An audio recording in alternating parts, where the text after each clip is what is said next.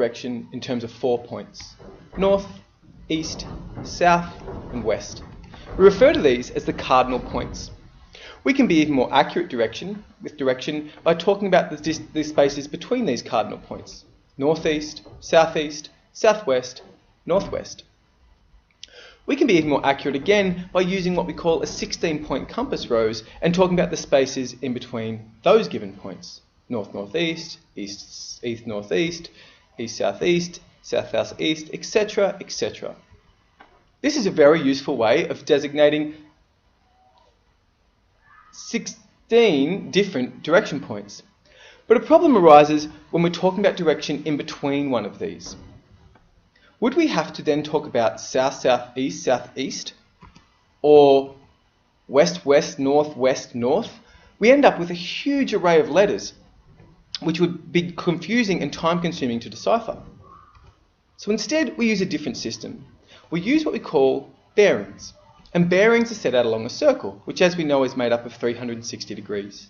So north becomes 0 degrees, east becomes 90, south becomes 180, sorry, that's cut off, and west becomes 270. Finally, we return to 360 degrees at north. Equally, all the other points in the compass have a number too: 45, 135, 225, 315. And the same thing for the 16-point compass rose as well. Now this allows us to be very accurate about direction. So now when we run a line between 2 points, we can specify exactly where it is. In this case, 52 degrees. Or if we run a line between here, we say it can be 193 degrees.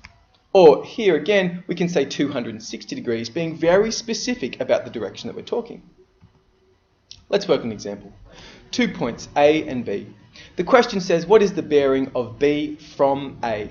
This means from A. We're leaving A and travelling towards B. Be very mindful of that. Students get that confused. Leaving A from B. Leaving A, travelling to B. What we do is we place our bearings over the top, and it's a very simple matter of knowing that this is 0, we come around and this would therefore be 60 degrees.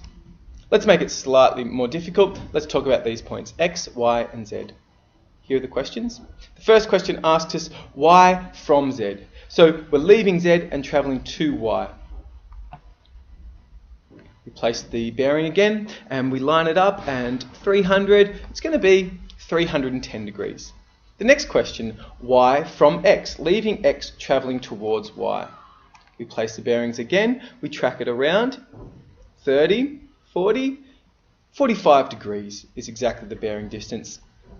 Let's try the next one, Z from X, so we're leaving X, travelling to Z.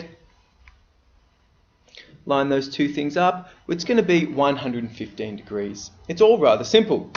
I want you to test your knowledge now on this map and with these questions. If you can complete these, that's all you need to understand about bearings. It is very, very simple. Best of luck with it.